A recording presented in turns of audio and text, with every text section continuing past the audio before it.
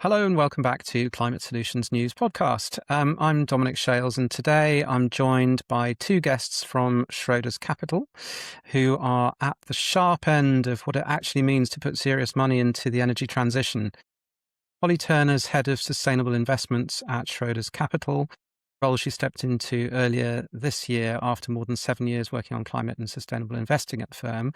And Duncan Hale is a portfolio manager at Schroders Greencoat, which is Schroder Capital's specialist energy transition infrastructure manager. And he's the person behind some genuinely innovative fund structures that are trying to get pension savers and wealth investors into assets that have historically been out of reach.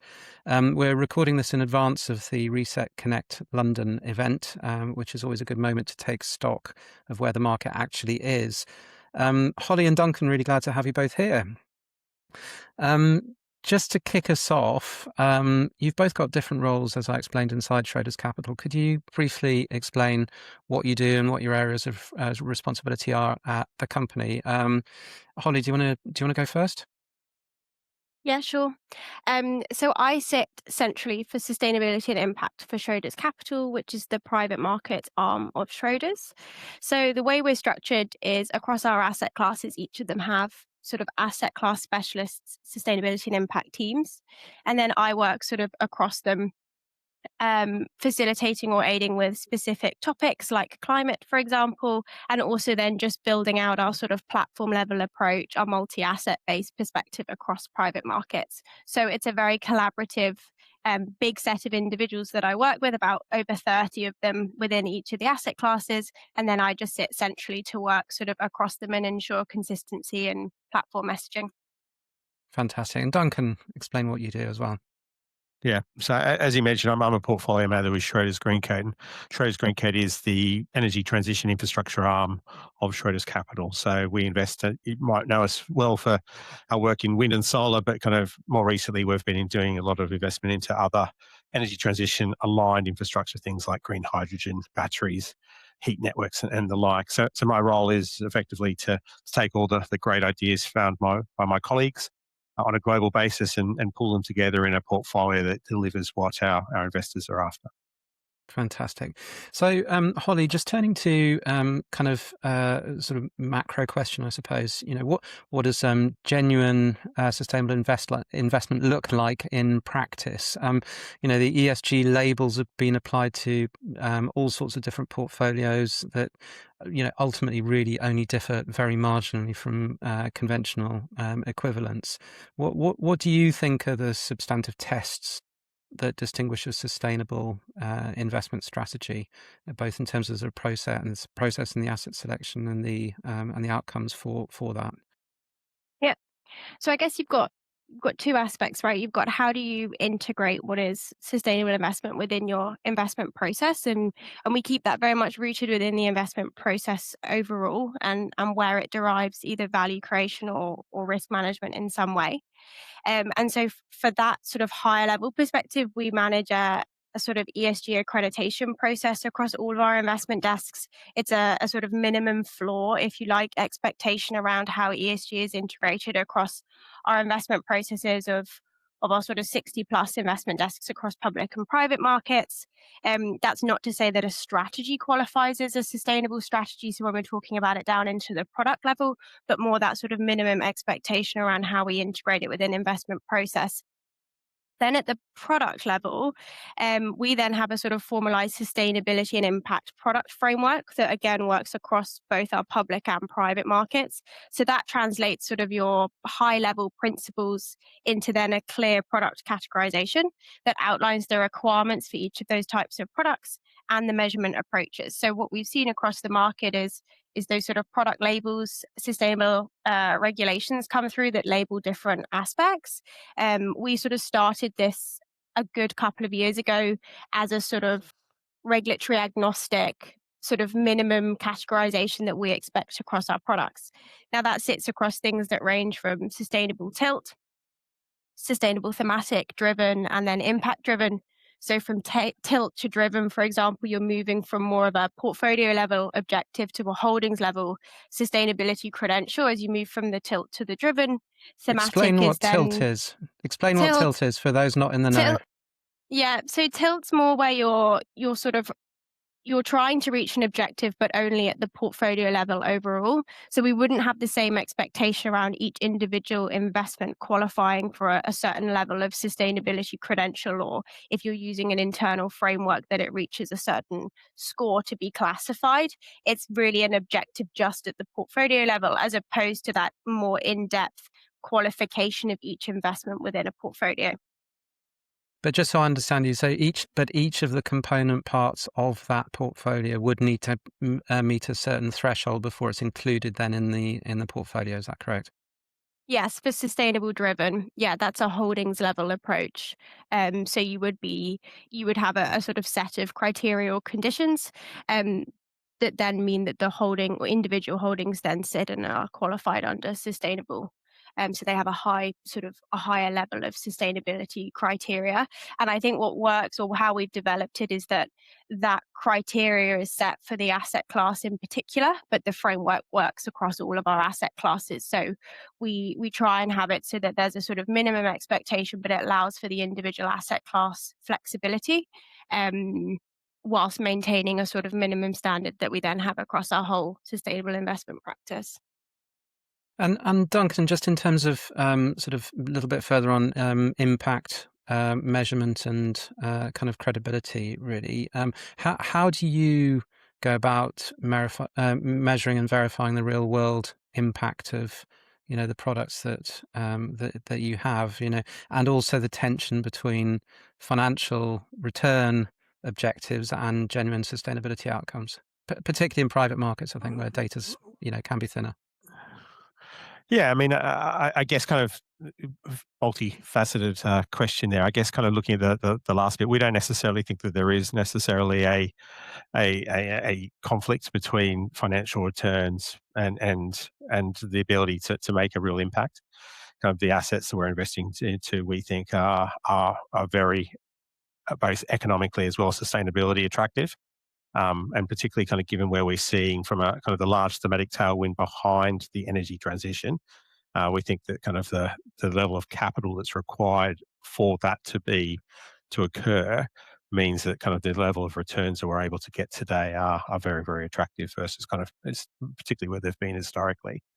But in terms of kind of the ability for us to measure our impact, I think kind of one of the while there is obviously within a listed sense, there are a lot of data providers that do provide this data. I think what's really interesting about us and kind of the model that we have is that kind of a significant majority of the assets that we own, we actually own 100%. And in all cases of all the assets that we own, and it's over 440 on a global basis, in each case we have a board seat. And so for us, access to information is not really a challenge. And so kind of the types of things that we're looking to measure are kind of, as you would imagine, for an energy transition type, is kind of the level of carbon-free electricity we're producing, kind of how many homes that will power, what that means in terms of kind of the abated, sorry, not abated, but kind of the mitigated uh, um, carbon.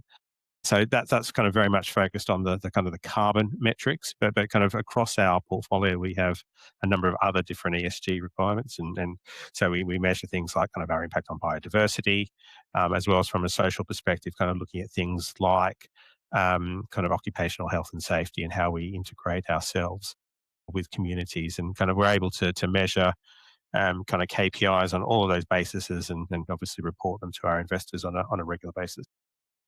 Holly, I think you've got some other perspectives you want to share on impact measurement as well.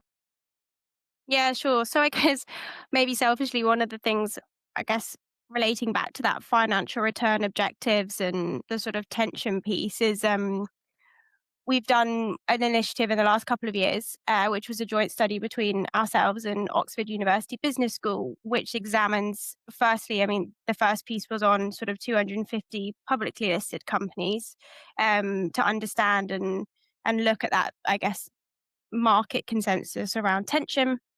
And obviously, and basically what we found was that impact portfolios can generate strong competitive absolute and risk adjusted returns, relative to sort of broader unconstrained portfolios. So I guess what to reiterate what Duncan said that he sees within his own asset class, we sort of found within this study.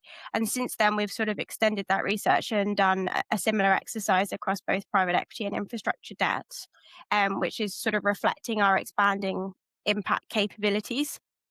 Because what we have is this sort of set of impact driven strategies at Schroders, where we use a single proprietary impact scorecard, which provides a sort of structured and comparable view of outcomes, which evaluates the sort of 5 dimensions of impact based on the impact management project. So I guess it was just to really add that background to what Duncan was talking about. Within those dimensions, we see things like who benefits, who's the target stakeholder, what's our contribution. So what directly does our capital facilitate? Is that a financial contribution? Is that a non-financial contribution? A lot of the time, we're seeing both. So the financial contribution, if we put it back to how Duncan articulates it around their area of the energy transition process, operational assets predominantly, but then, the non-financial impacts around what they might do with local stakeholders, the example, projects and jobs created. So we have both that interplay of our contribution from what we invest financially, but then also some of the non-financial contributions that we can have. The term ESG has become, loaded in many ways over the last year or so with differing political environments. Are you getting pushback around the label ESG from a certain quarters? And what's your approach to that? Are you kind of downplaying ESG, or how you're dealing with it? Yeah, so in short answer, I would say we haven't really changed our overall firm position or approach at all. Recognizing there has been this kind of increasing complexity, regional disparities of investors that we need to sort of navigate. But I think really actually what it's meant is there's this kind of refinement taking place in terms of what we mean by sustainability, how it's articulated, evidence delivered to individual clients. So fundamentally, we haven't changed our overall approach. We embed it within our investment process across asset classes from origination, ownership, and exit. But we do think there's this kind of increasing complexity. We don't actually see that most institutional investors have retreated from their fundamental principles. They have long-term sort of horizons. What we're trying to do, I guess, is redefine sustainability's role within portfolio construction. That maturing means that we're not articulating it as a sort of moral imperative, but it's a material driver of either value creation or risk management. And I think that is kind of what the market is reflecting. It's that maturing of what was a sort of explosive space, say 5 years ago. And so we're sort of supporting that value additive integration grounded in sort of evidence and clear articulation. Just Um, adding, maybe I could just please add to go that. ahead. I think in terms of, the conversations that we're having with clients are evolving also, in the sense that kind of, there has been a number of discussions about kind of decarbonisation and kind of the important role that energy transition has to play in that, and that continues. I think kind of, as you can imagine, kind of given with what's going on kind of on a global basis, some of the other kind of legs of the energy trilemma are increasingly things that our clients are interested in talking about. So things like affordability and the role that kind of particularly renewable energy has to play in that in kind of today, as well as kind of the kind of energy security, obviously with what's happening in the Middle East at the moment, kind of a focus and the ability to be able to deliver energy from indigenous sources is becoming increasingly important. And so that's something, again, kind of when we're having discussions with our investors, that's something that they really want to talk about. And Holly, the regulations both in the EU and the UK are kind of tightening up in terms of the criteria around ESG labelling and the funds and things, and anti-greenwashing rules. Have you had to make many changes as a result of that? And how do you see that regulatory pressure kind of moving forward within the market? Yeah, sure. So I would say yeah, lots of sort of different developments. I actually think they sort of come full circle in almost the response to the previous question, right? Around this kind of sophistication of or maturing of the market generally. So I think what we're seeing is this sort of the need to have a very clear processing across your entire chain. So from the what you surface to the market around just a product name, but actually how that articulates through your entire internal processes, from the sustainability objectives that you'd set for individual products, the measurement and reported outcomes, and being able to very much evidence that the methodologies and the measurement in a very clear manner, and then how you disclose or sort of ultimately evidence to the market. In private markets, what you obviously have, I guess, is a varying amounts of data accessibility, dependent on the type of financing that's taking place. So, Duncan spoke earlier about them having a very, well, in most cases, 100% ownership of assets. That's an area where we have a significant level of data to manage internally. And so the risk there is the correct management of a large amount of sustainability or ESG related data points. In other parts of private markets, you have a lot less access to data. So it's almost the opposite, right? It's the ability to have an evidence data to start with, as opposed to the risk from managing your lots of data correctly. So that internal system and how you correctly manage and articulate both the differences across private markets and the systems that we then have to put in place internally is probably where we've spent a focus in terms of, do we have the correct processes around data capture, processes around the handling of that internally, and also just being very clear to the market on what the differences are between asset classes on that front.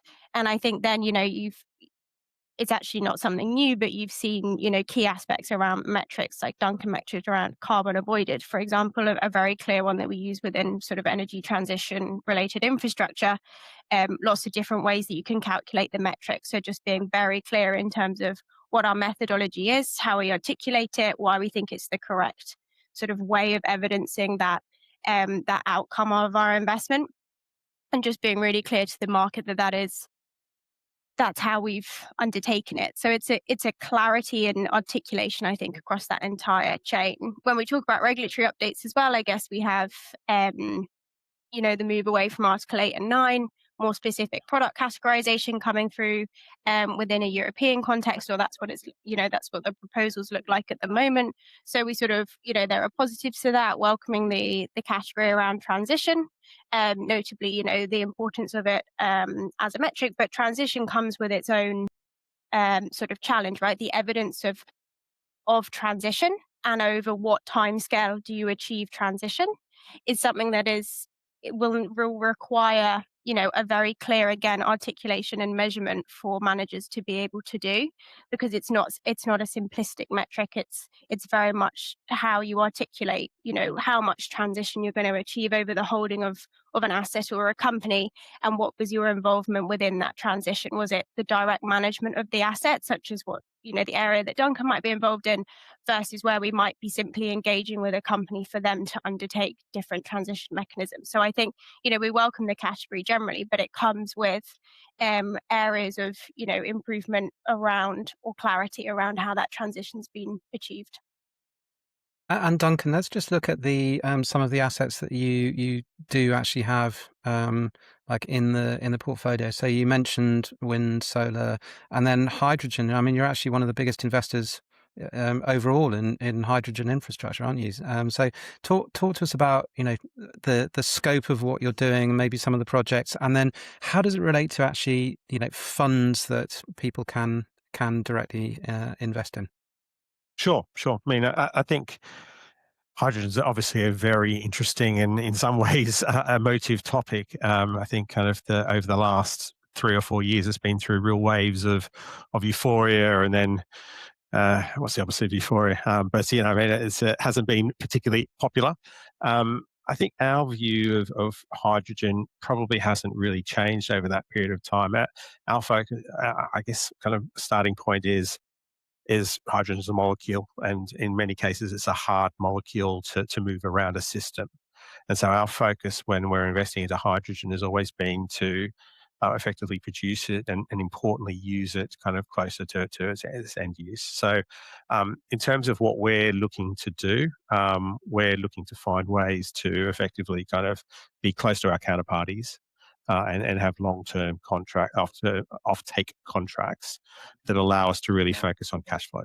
I mean, I think kind of the second kind of point that I'd like to make about our hydrogen strategy is kind of, and this is consistent right across where we invest from a Schroders Greencoat perspective, where we're infrastructure investors, we're cash flow focused investors. And so we want to be able to kind of identify that cash flow in advance of looking to invest into these and build these projects. And so some of the kind of the mechanisms that we've seen develop in certain geographies, particularly the UK, and most of our investment has been in the UK so far, but we are looking at other geographies around Europe, particularly in areas where kind of electricity is cheap, but only where we can identify kind of that long-term cash flow and look to monetize that through our investment. And give us an example of maybe one of the projects that you have invested in. Yeah, it's in the public domain, so happy to talk about it. But we are building in the UK, we're building a project close to a Kimberly-Clark factory where they make Kleenex, and so as part of the kind of the industrial process of from a paper mill perspective, they do need quite high grade heat, and historically that high grade heat has come from burning gas. Which obviously has kind of a carbon intensity associated with it, and so effectively, what we're looking to do is put in place a kind of a plant quite close to the kind of the Kimberly-Clark factory, where we'll kind of pump the hydrogen directly into it, and they'll use that as an alternative to gas. It's fantastic from a Kimberly-Clark perspective, in the sense that kind of it allows them to decarbonise kind of parts of their supply chain.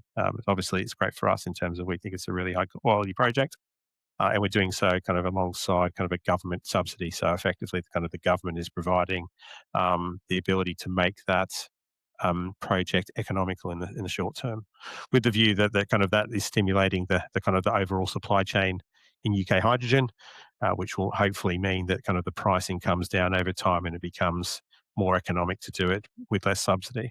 Effectively looking to replicate the success that we've had in be that kind of solar or wind, where kind of 10, 15 years ago it was very, very expensive to build solar and wind. You wouldn't do it from an economic perspective. But kind of today, in many cases, many places of the world, including in the UK, you are able to build a solar or wind plant without government subsidies. And how much of or what proportion of your business does hydrogen actually represent? It's a small but growing percentage, and I guess kind of it's probably kind of better to talk about it in terms of kind of when we're building portfolios today, how much are we looking to put into hydrogen, and in terms of some of the products that kind of I'm responsible for on the semi-liquid side, we roughly have about a third of our assets in wind assets, about a third of our assets in solar assets, and a third in other, what we refer to as other energy transition assets. So effectively those assets that take those green electrons and use them more efficiently. And of that kind of remaining third, kind of hydrogen's probably kind of today about a third to a half of that. So it's roughly about 10% of the overall portfolios that we're building. As we said, we think kind of it's a really interesting area and one that's looking to grow over time. And how do you settle on the investments? Are you being approached very actively by people who want to raise money or get the investments, or are you kind of proactively scouring the market? What's the process if people are listening and want to raise some money from you? It's a combination of both, in the sense that kind of we are being approached. I mean, now our success has meant that we're being approached kind of quite regularly. We've also got kind of long-term relationships with high quality developers who are bringing us kind of deal flow on a regular basis and on a contracted basis in some cases as well. So it really is a combination of both. I won't say that kind of the door is always open, but we are always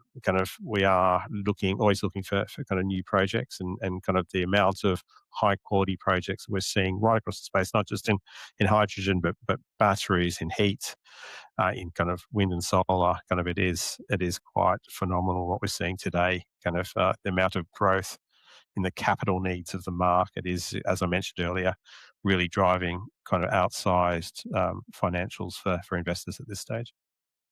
And how do you see AI within the energy transition as a kind of investment area? Uh, so, I mean, it's one that we've looked at, and you might have seen kind of Schroders Green Coat recently announced that we will be involved in a green digital infrastructure platform in Ireland. It's an area that we think is obviously it's going to be an important part of kind of the economies over time, and kind of increasingly when you look at kind of things like AI and data centers, the need for electricity is becoming kind of increasingly important. And Ireland is kind of one of the best examples of that for various reasons. Kind of it is the data center capital of Europe. And about 23% of all Irish electricity today is used by data centers.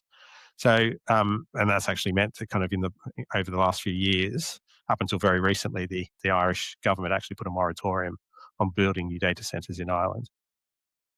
They've lifted that moratorium on the basis that kind of data centers today are able to access kind of quality, high and clean electricity.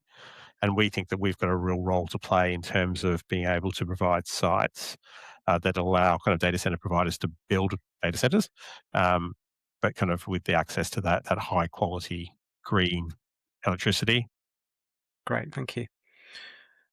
And then outside the energy transition specifically, where do you see opportunity, Holly, for other opportunities for kind of climate aligned capital to be used? Yeah. So when we think about climate solutions in our sort of internal definition, I would say we tend to slightly mirror almost what the EU taxonomy has as its bucket. So you have sort of low carbon solutions. That's largely what your sort of pure play generation renewable assets and largely some of the energy transition assets that Duncan would refer to would sit there. And then we have two other buckets that we discuss, or three, but I'll cheekily explain that one later. So we have transition, so high emitting sectors and assets that require or need to undergo transition, and value is created through their transition and uplift. So for that, we're focusing on asset classes like our real estate business, how we finance through our infrastructure debt business in terms of the structuring incentives. So that's that middle one on transition, which obviously plays a huge area in terms of the amount of the economy's emissions that sit within that category and those types of sectors. And then our last one is enablers, which we think is something that people potentially discuss less than the other two categories. So this is where you're, financing solutions that enable decarbonisation indirectly. So they would generally do it through a product or service being offered. Things like circularity or circular economy, efficiency. We talk about these as unlocking critical bottlenecks within the system. And that's actually where we predominantly look for within our private equity business, where we sit in the sort of small mid-market buyout. And we think that is an area or place where those specific sort of products or services that unlock bottlenecks is pretty critical. And we can look at sort of professionalizing or expanding those businesses to cater for that bottleneck. So for us, that's a really interesting area at the moment, just because we think it's less common to discuss than the other two in terms of low carbon solutions and transition, which are sort of more familiar terms on the market. And then tangentially, which we also think about is climate solutions from both a mitigation and an adaptation perspective. So one of our focuses for this year is on that climate adaptation and resilience. So we have two areas of our existing business that look very closely at that through the area of climate insurance, both our insurance-linked securities business, and then we manage some emerging market private equity portfolios that look at sort of tackling the level of insurance coverage from natural catastrophes across emerging markets and the types of companies that can facilitate improving the protection gaps, so the difference between insured and uninsured losses. But what we're doing this year is to try and very much flesh out what do we mean by an adaptation or resilience solution, and then start to map through in terms of what's the role of our different asset classes, or the types of investments that we can further make that sit within that theme in some way. Isn't it depressing that we have to put such emphasis on an adaptation as well as the prevention? But I can see from a business perspective, it offers very good opportunities as well. So thanks for that. Yeah, it's awful having to say it as an opportunity for adaptation and resilience. But I do think it's becoming sort of increasingly critical. And I guess improving just because I think in the market, the discussions around physical climate risk have obviously increased within the last 18 years. And we speak about COP and obviously the increased discussion of adaptation there. So I think that is just translating into this like bigger signal to the investment community that it is a space that both sort of policy and I guess demand individuals will require increasingly going forwards. Holly, just to finish off, let's take another step back and look at the macro kind of policy environment, if that's all right. Obviously, I think you at COP30 in Belém last year, or I think Schroders Capital was certainly kind of involved in it from looking at the policy perspectives. What was clear is that the commitments capital commitments just aren't living up to what's needed, both in terms of adaptation and the energy transition generally. And obviously, no fossil fuel roadmap was really agreed there. How are you kind of pushing on for progress, and how are you using the company's kind of strength to really lobby for progress, so that something more tangible comes out of the next COP later in the year? Yeah, I guess I would say the last couple of COPs have been similar to that, right? So they demonstrate or continue to demonstrate a capital requirement need, and largely focuses on that interchange between developed and developing countries. Um, it reinforces some of the areas that we obviously invest in or have existing priorities in: renewables, grid, transition infrastructure. I think the commentary around adaptation rising up in the last couple has been really interesting. I think the maybe a positive spin um, is, like more of the sort of dollar terms being put at the climate adaptation requirement, just to give it a bit more of a punch or requirement within the headlines. And obviously, it's one of the main ways or main areas from that adaptation is from an interplay between developed and developing markets. Um, I think the policy advocacy question is really interesting. I think it's one that's been coming up more within the investment community in the last year or so. I would say at the moment ours is very or a lot of what we do is very targeted. So, within Green Coat, for example, we would identify specific UK policies where we would want to engage on those.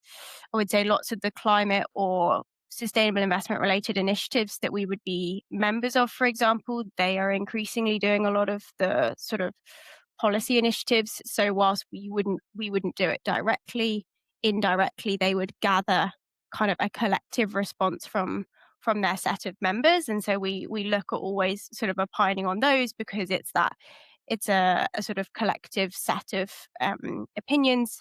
And then, we're through our sort of policy team, we're obviously always actively involved in feedback to the likes of the upcoming regulations, SDR, SFDR, for example. So we feed back on those. I think yeah, I think they're very targeted at the moment, but I do think it's a question that's coming up a lot more in terms of where to play that role. Great, thank you.